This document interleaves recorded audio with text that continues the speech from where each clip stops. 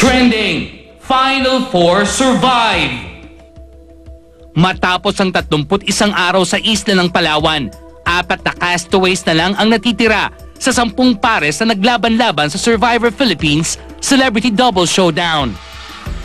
Pero bago ang finale at pagharap sa Survivor jury, sasalang muna sila sa matitinding intrigahan.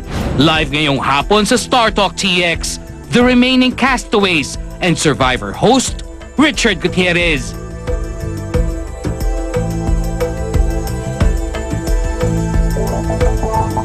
Ito po si Richard, hindi siya castaway, host ng Survivor Philippines Double Celebrity Showdown. Yes, Okay, Celebrity Richard. Double Showdown. Good afternoon, Tito Ricky. Good afternoon, Richard. sa At, lahat ng manonood ng Startup. Yeah, and 3 of the Final Four, Steph, si Mara, si Betong, at si May naman yung huling na eliminate, no?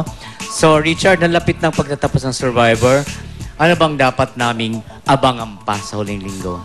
Ito na ang huling linggo ng Survivor Philippines Celebrity Double Showdown.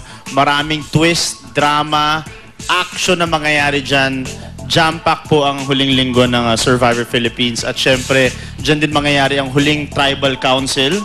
At malalaman natin kung sino ba ang magiging top 3 sa season na ito. At makukuha nyo na kung sinong boto nyo para maging Celebrity Soul Survivor. Dun sa tatlo, no? Oo. So, Richard, tanungin ko naman yung ang apat, si Steph, si Mar, si Betong, at si May, no? Kung anong mga, briefly, anong mga leksyon natutunan nyo sa stint nyo sa Survivor, starting with Steph? Naku, alin doon. Ako marami akong natutunan sa Survivor, sobra. I think yung pinaka malaki ang impact sa akin is na kailangan talaga from the start, alam mo kung anong pinapasukan mo. Kasi from the start, ako yung yung sabi ko, I'm not gonna trust anyone. And it's kind of funny na umawat ako sa ganitong part of the game na wala akong alliance talaga. So minsan, pag meron ba? And Mara? Ako simple lang. I found true love. Joke! Joke lang, hindi. Yan na. Okay. Naging totoo. Oo nga, no? At si Betong naman, ano? Wag Wait lang. Hindi po. aside from finding true love kay Mara, ako naman po wag i-underestimate yung kakayahan. At sa sarili mo. Kahit na medyo, tingin mo medyo dehado ka, pakita mo na kaya mo pa rin. At yun, appreciate yung malilit na bagay at na-appreciate ko kung gaano kahalaga yung pamilya. At si May naman, May? Ako po, kinopya po ni Beto yung sagot ko. Huwag mong i-underestimate Yun na yun. talaga yung kakayahan mo. Pero babaguhin ko na po, kaya ko ho palang pumayat.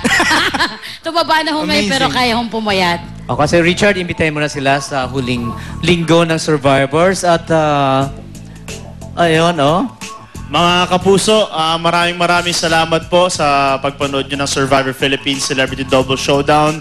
Ngayon na po ang huling linggo namin. Inaasahan po namin ang inyong suporta. At sa Feb 10 po, ang live finale ng Survivor Philippines Celebrity Double Showdown. Malalaman nyo na kung sino ang next Celebrity Soul Survivor. at ang flawless na si Richard.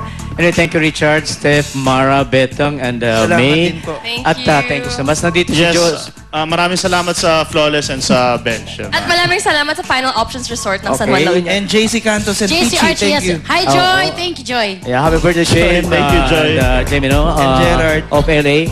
Si Joshua, si Barbie, and Joyce for Startup Tweet X. Ito na sila. Nay-nay.